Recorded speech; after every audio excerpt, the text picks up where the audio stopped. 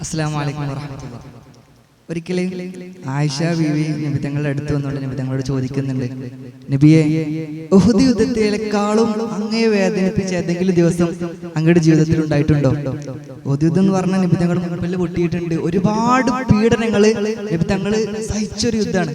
ആയിഷ ബീവി ചോദിക്കുമ്പോൾ തന്നെ ആയിഷ ബീവിയുടെ മനസ്സിൽ അതിനേക്കാൾ വേദനാജനകമായിട്ടുള്ള ഒരു ദിവസം നബി തങ്ങളുടെ ജീവിതത്തിൽ കഴിഞ്ഞു പോയിട്ടില്ല എന്നാ. നബി തങ്ങള് ആയിഷ ബീവിക്ക് മറുപടി കൊടുക്കുന്നത്, ഉണ്ട് ആയിഷ, എന്റെ ജീവിതത്തിൽ ഞാൻ ഉഹുദിനേക്കാൾ വേദനിച്ച ഒരു ദിവസം ഉണ്ടായിട്ടുണ്ട്. അത് ഞാൻ ത്വായിഫിലേക്ക് പോയ ദിവസമാണെന്ന് പറയുന്നുണ്ട്. ഇന്ന് നമുക്ക് ത്വായിഫിന്റെ കഥ പറയാം.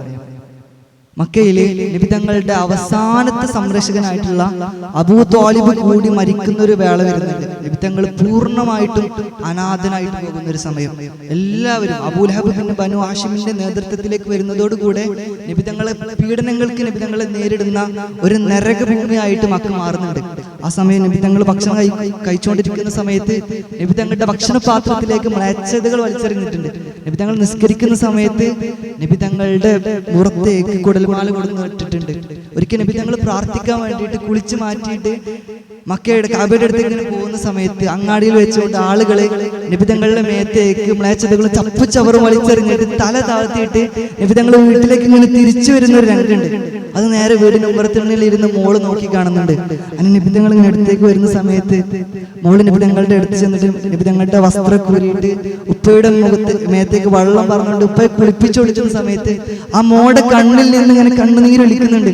അപ്പൊ നബി തങ്ങൾ അതിങ്ങനെ കാണുന്നുണ്ട്. നബി തങ്ങൾ ചോദിക്കും, മോളെ, ഉപ്പയെ കുറിച്ച് ആലോചിച്ചിട്ടാണ് മോള് കരയുന്നത്? മോൾ അതേന്ന് പറയുമ്പോൾ നബി തങ്ങൾ പറയുന്നുണ്ട്, ഉപ്പയെ കുറിച്ചിട്ടാണെങ്കിൽ മോൾ ഒരിക്കലും കരയേണ്ട ആവശ്യമില്ല. കാരണം ഉപ്പയുടെ സംരക്ഷണം അത് അള്ളാഹു ഏറ്റെടുത്തതാണ്. അത്രമാത്രം പീഡനയുടെ കൊടും ക്രൂരതയുടെ പരിമിതിയിൽ നിൽക്കുന്ന സമയത്താണ് നബി തങ്ങൾ മാറി നിൽക്കുന്നതിനെ കുറിച്ച് ആലോചിക്കുന്നത് പോലും. പക്ഷെ നബി തങ്ങൾക്ക് അറിയാം, നബി തങ്ങൾ ത്വായിഫിലേക്ക് മാറുക എന്നതിനെ കുറിച്ച് ആലോചിക്കുമ്പോൾ തന്നെ നബി തങ്ങൾക്ക് അറിയാം, ത്വായിഫ് എനിക്ക് സുരക്ഷിതമായിട്ടുള്ള ഒരു ഇടമല്ല എന്ന് നബി തങ്ങൾക്ക് അറിയാം. കാരണം ത്വായിഫിൽ നിൽക്കുന്നത് സഖീഫ് ഗോത്രക്കാരാണ്. അവർ ലാത്തയെ ആരാധിക്കുന്ന ആളുകളാണ്.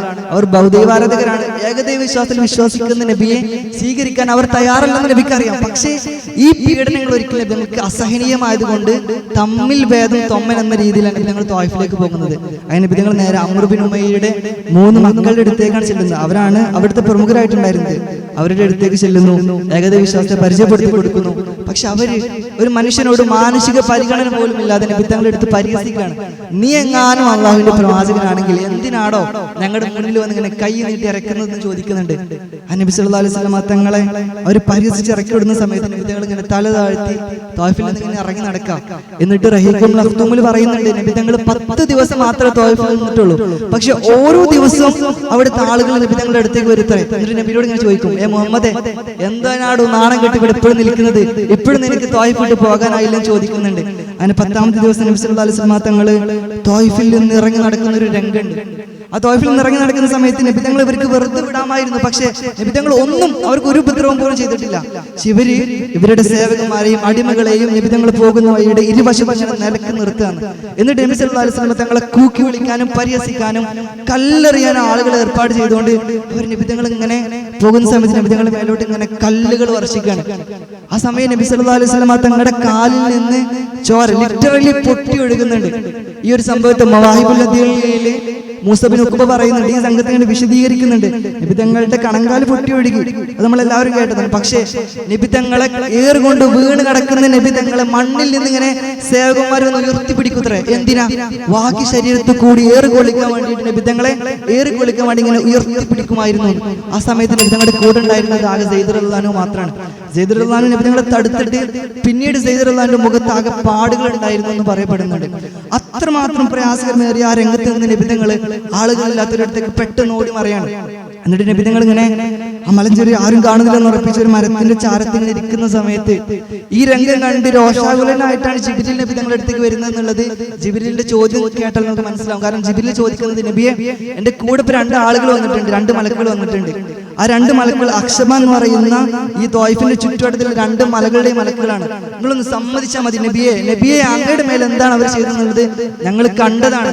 ആ രോഷത്തോടു കൂടെ വന്ന് ചോദിക്കുന്ന സമയത്തും നബി തങ്ങൾ ലോകത്തെ ഏറ്റവും മാതൃകാപരമായിട്ടുള്ള ഒരു പ്രതികരണം കൊടുക്കുന്നുണ്ട്.